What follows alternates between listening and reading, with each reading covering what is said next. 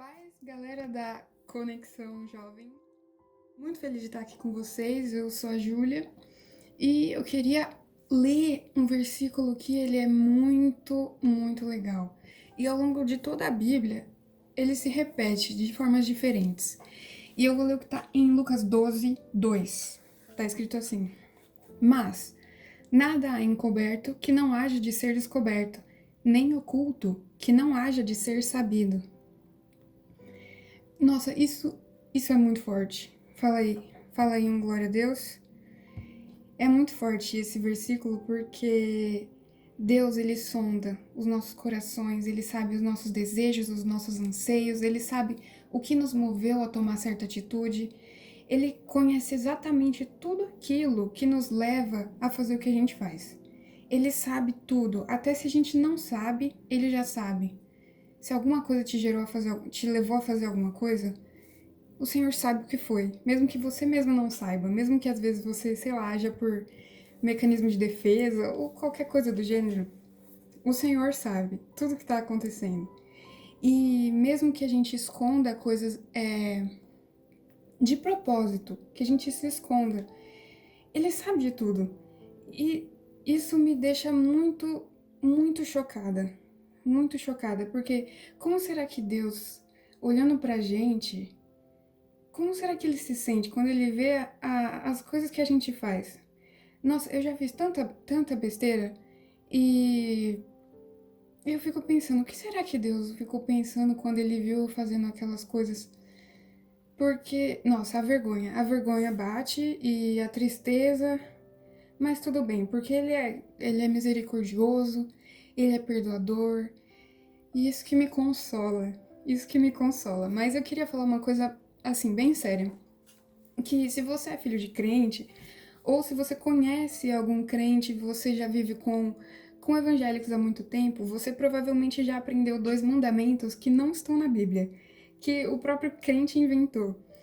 E o primeiro deles é: você não pode escutar a música do mundo. E o segundo mandamento do crente que não está na Bíblia é: serás hipócrita. Mas pode ser que isso não tenha acontecido com você. Pode ser que você seja a primeira geração de evangélico na sua casa. Pode ser que você não esteja há tempo suficiente na igreja para descobrir o poder que a hipocrisia, que a aparência tem sobre a vida do crente.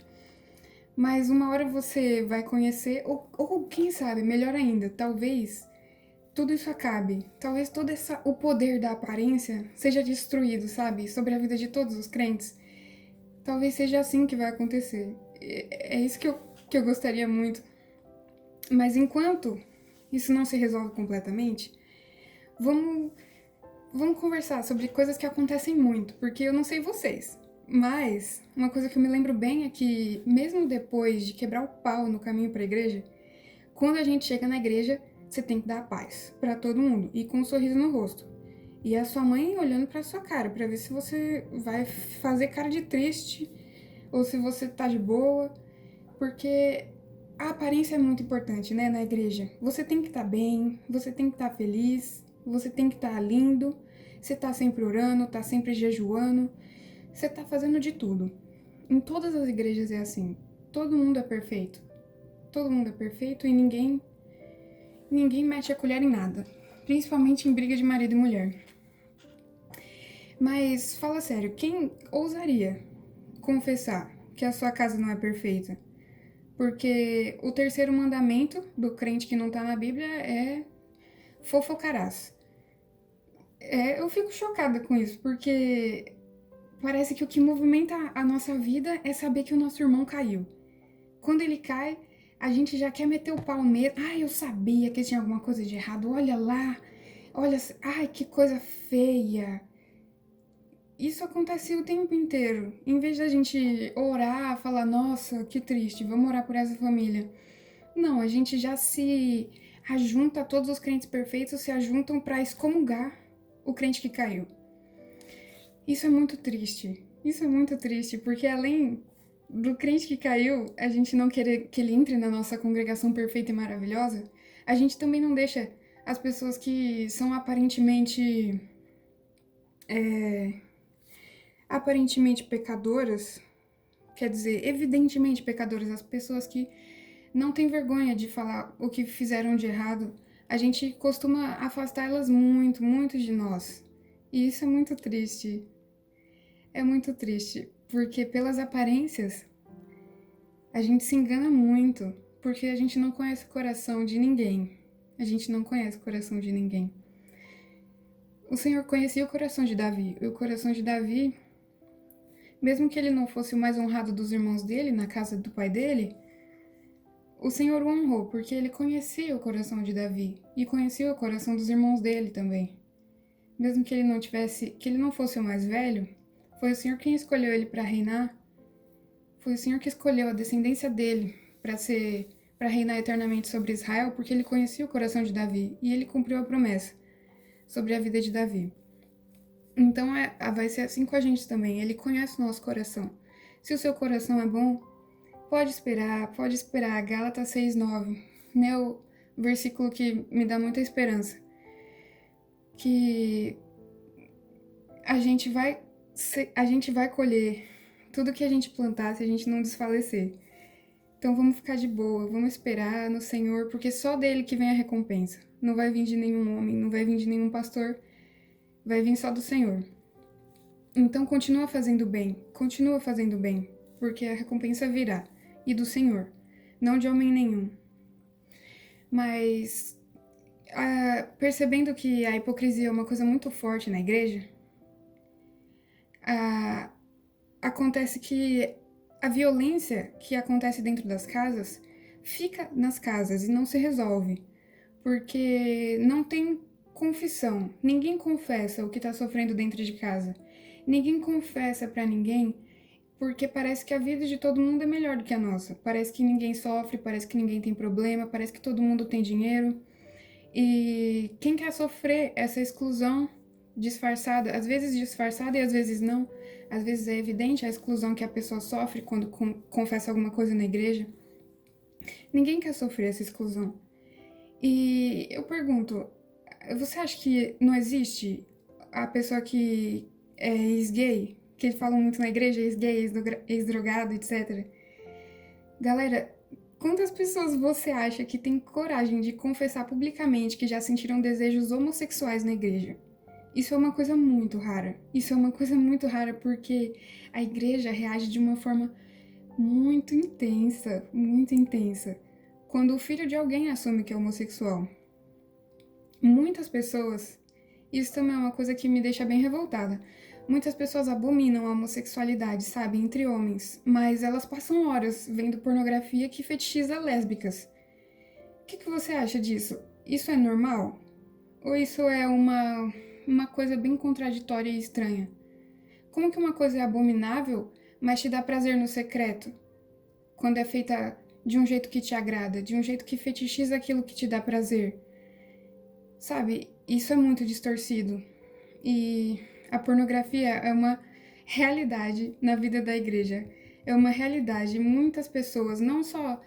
Quando fala de pornografia, você pensa, é verdade, tem que falar disso para os jovens, porque isso é muito perigoso, sei lá o quê. Só que isso não é uma coisa que afeta só jovens, afeta pessoas casadas, homens, mulheres.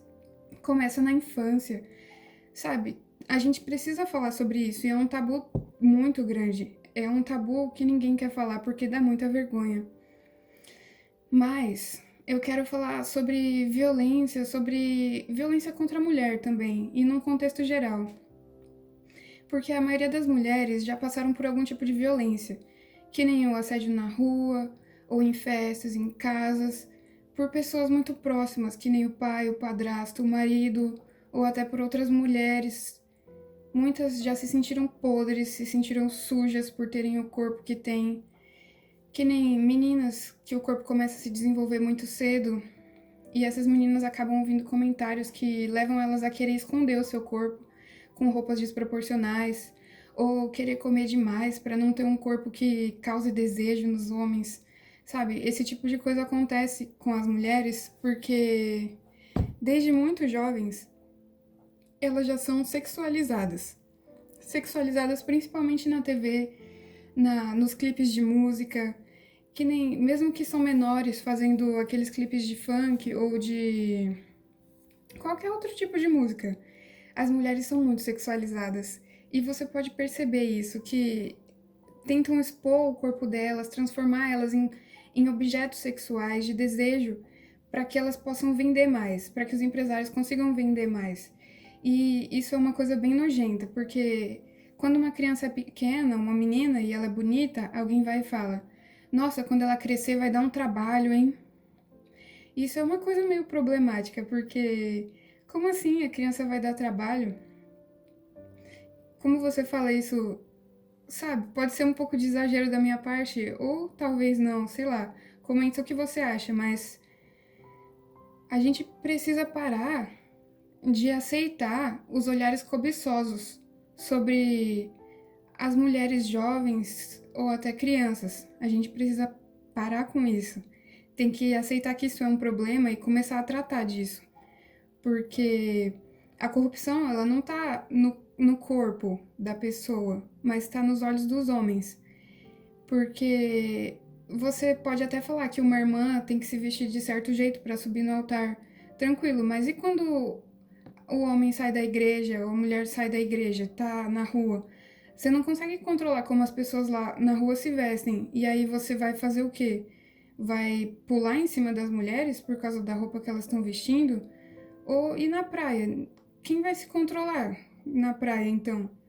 Jesus, ele já falou que aquele que olhar para uma mulher com intenção impura, em seu coração já cometeu adultério com ela. Porque, galera, não tem como a gente controlar o jeito que as pessoas vão agir, as coisas que vão ser passadas na TV. A gente tem como controlar o que a gente faz com os nossos próprios desejos e com a nossa própria corrupção. A gente tem que ser curado, tem que buscar em Jesus a cura e não ficar reprimindo, sabe, os desejos.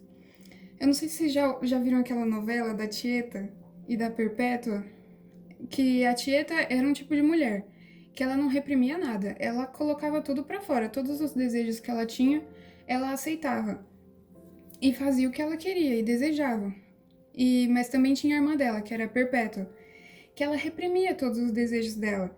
Ela não controlava eles, sabe, em Jesus verdadeiramente, mesmo sendo uma crente fiel assim, ela reprimia tudo em vez de tratar eles. Então, quando você sentir alguma coisa no seu coração que difere do que diz a palavra de Deus, confessa para ele, confessa em voz alta, fala: "Eu senti desejo por essa criança". Você vai ter que falar, não sinta vergonha de Deus, porque ele já conhece o seu coração e sabe exatamente o que tem dentro dele. Mas você precisa tratar isso, não pode reprimir, porque tudo que a gente reprime vai acabar saindo em algum momento, porque Satanás sabe exatamente onde te tentar. Então, confessa tudo para Deus, confessa com a sua boca em voz alta, por favor, porque só Deus vai poder curar isso. Só Deus. E se você sentir, eu senti desejo por isso, eu tô querendo ver pornografia agora, vai falar, fala pra Deus. Eu sinto desejos homossexuais. Tem gente que não consegue admitir nem pra si mesmo, de tanta vergonha que tem, de tanta, sabe?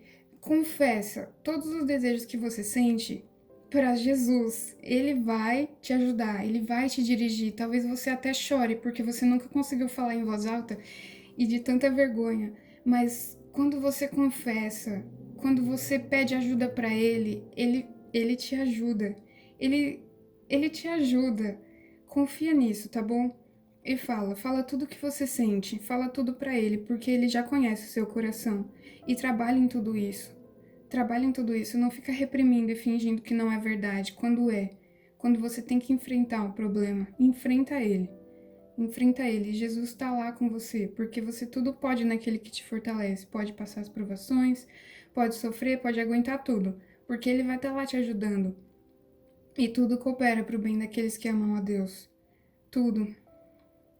E Jesus, em nenhum momento ele julgou, sabe, as pessoas, as mulheres que ele encontrou. Quantas pecadoras não adoraram ele e ele recebeu de muito bom grado? Nossa, ele recebeu todas elas porque ele conhecia o coração arrependido de cada uma. Ele conhecia o coração da pecadora que ungiu os pés dele na casa de Simão. Simão, ele julgou aquela mulher com maldade, mas Jesus honrou a adoração dela. A atitude que a gente tomaria hoje provavelmente seria de Simão. Nossa, o que essa mulher tá fazendo encostando em Jesus? Ela tem que se purificar, ela tem que fazer as coisas certo. Jesus não sabe quem ela é? Não, Jesus sabia muito bem quem ela era. Jesus honrou a adoração dela, porque ele conhecia o coração arrependido dela. Ele conhecia. Ele, ele honrou a samaritana. A samaritana já tinha se deitado com 5 homens. E ele fez dela uma evangelizadora. Você ou eu ia aceitar uma mulher que já se deitou com 5 homens para participar do grupo de louvor? Eu não sei. Mas pra gente ver como a igreja é problemática. Se uma pessoa é arrependida, se arrependeu verdadeiramente e mostra com a sua atitude que ela mudou, que ela foi transformada, por que a gente não pode receber elas? Por que a gente não pode receber pessoas que são verdadeiramente transformadas pelo Espírito de Deus? E a gente fica focado em dar cargo pra gente que aparentemente é puro, aparentemente é santo. Pessoas que para os outros, quando os outros veem, recebem eles logo de cara. Quando chega um cara casado, uma mulher assim casada há 20, 30 anos, nossa, a gente recebe de boa. Só que o que acontece dentro daquela casa? Ninguém sabe, ninguém sabe. E as coisas ficam bem assim, no oculto, sabe? Só que tá escrito: não há nada encoberto que não haja de ser descoberto, e nem oculto que não haja de ser sabido. As mulheres, elas financiavam o ministério de Jesus. E a primeira pessoa para quem ele apareceu depois de ressuscitar foi uma mulher, a Maria Madalena, que ele tinha libertado de 7 demônios. Imagina, a pessoa endemoniada com 7 demônios dentro dela. E Jesus aparece primeiro para ela depois de ressuscitar. Eu tô focando nessa parte das mulheres porque aumentou muito, né? Os níveis, os índices de violência doméstica, principalmente depois da quarentena. E cansa, né? A gente ouvir o tempo inteiro disso no jornal, ouvir isso no Instagram, no Facebook, em todo lugar, nas notícias aparece coisas sobre isso. E a gente fica muito cansado. Eu, sinceramente, às vezes não aguento mais ouvir sobre isso. Não aguento ouvir sobre violência. Mas se ainda tá acontecendo, é porque a gente precisa fazer alguma coisa. E a verdade é que Satanás distorceu a submissão bíblica para poder escravizar as mulheres por séculos. Por séculos as mulheres são escravizadas, as mulheres competem umas com as outras, as mulheres têm inveja umas das outras, tudo isso para dividir uma coisa que Jesus criou para ser maravilhosa, sabe? Mulheres unidas em oração é uma coisa tão perfeita, tão maravilhosa, só que não. Satanás distorce tudo o que acontece para que a gente compita, para que a gente tenha inveja, para que a gente seja escrava dos nossos maridos. Mas, galera, submissão não é escravidão, submissão é uma coisa linda, sabe? Que Jesus preparou para nós. Que Deus desenhou pra gente viver de forma maravilhosa, sabe? Mas os poderosos, que se servem muito bem dessa submissão distorcida, não se preocuparam em ensinar a verdade das escrituras a respeito do relacionamento entre os homens e as mulheres.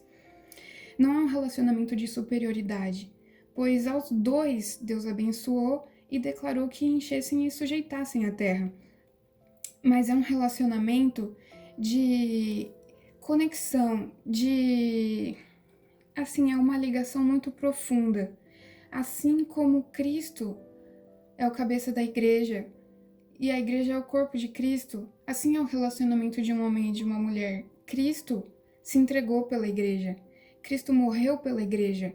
O seu marido tem feito isso? O seu marido tem agido como Cristo em relação a você? Eu não sei, galera. As coisas estão muito estranhas, as coisas estão muito insanas, muito insanas, e a gente aceita coisas horríveis, a gente aceita a violência, a gente aceita a maldade, a gente aceita tudo. E, nossa, desde antes de me converter, eu perguntava para Deus sobre as mulheres: por que, Senhor? Por que elas sofrem tanto? Por que tanta humilhação, tanto desprezo? Mas eu descobri que isso não é culpa de Deus. Isso não é culpa de Deus, porque essa relação de submissão não é de escravidão, não é de obediência cega. Não é de obediência cega, galera. O seu Senhor, tem que se entregar por você. Então, se não tá acontecendo isso, tem alguma coisa errada. Vai lá ver. Efésios 5. Efésios 5, mulher, lê, por favor. O homem tem que amar a igreja. O que é o que é o amor? O que é o amor? 1 Coríntios 13. Vai lá ler, por favor. O que é o amor? A pessoa fala assim: eu faço isso porque eu te amo. Quem ama faz essas coisas, galera? Eu não sei. Mas me responde: a igreja tem que ficar dia e noite com a barriga molhada no tanque, lavando roupa, lavando louça, ficar o dia inteiro só trabalhando em casa? Não, ó, a igreja tem que pregar o evangelho a toda criatura. Eu quero que vocês lembrem de Marta e de Maria. Lembra? Jesus foi na casa delas. E Marta ficou muito preocupada com muitas coisas, com muito trabalho doméstico. E ela ficou com raiva. A Marta ficou com muita raiva da Maria. Por quê? Porque a Maria se sentou para ouvir o ensino de Jesus. E o que a Marta escondia naquela raiva, será? Será que ela tinha inveja de Maria? Será que ela se sentia injustiçada porque achava que o trabalho dela se resumia a servir os outros, como uma escrava? E quando a Maria se sentava para ouvir o ensino, como naquela época talvez somente um homem poderia, a Marta se sentiu abandonada, ou talvez inferior, talvez, não sei o que a Marta sentiu naquela hora. Mas Jesus conhecia o que ela estava pensando, porque ele falou que havia só uma coisa necessária e que Maria havia escolhido a boa parte, que não lhe seria tirada. Maria tinha escolhido sentar com Jesus, ouvir a palavra dele, ouvir o ensino dele, e a Marta ficou preocupada com o papel que ela tinha que cumprir. A gente precisa prestar muita atenção nisso. Você tem que cuidar da sua família? Claro que sim, você tem que fazer de tudo para que a sua família seja maravilhosa, seja honrada, seja estruturada. Só que você está se esquecendo de quem é Deus. Deus é o primeiro lugar na sua vida. Deus é o primeiro lugar na sua vida. Deus é o primeiro lugar na sua vida. Não é o seu marido, não é o seu filho, não é a sua mãe, não é o seu pai. Deus é o primeiro. Primeiro reino. Primeiro reino.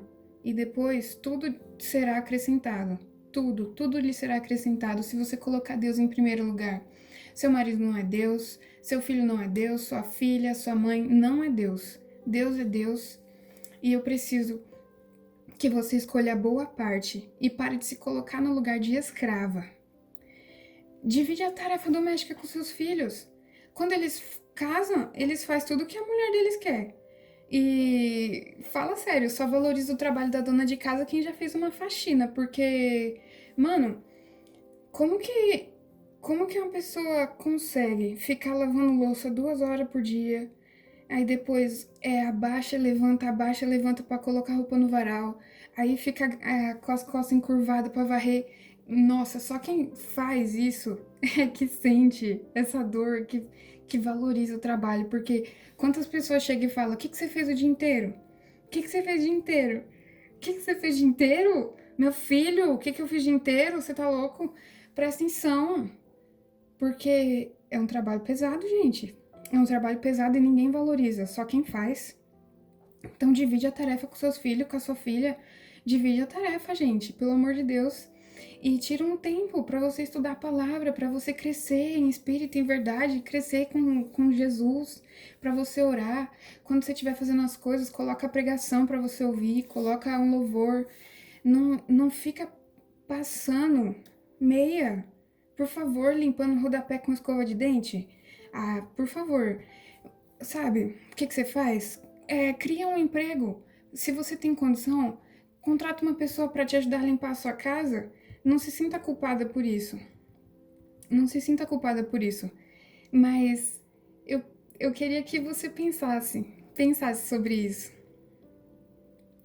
E eu queria falar também sobre muito mais coisas, só que já tá ficando bastante longo e eu vou dividir essa pregação em 2 partes, porque tem muito assunto para falar.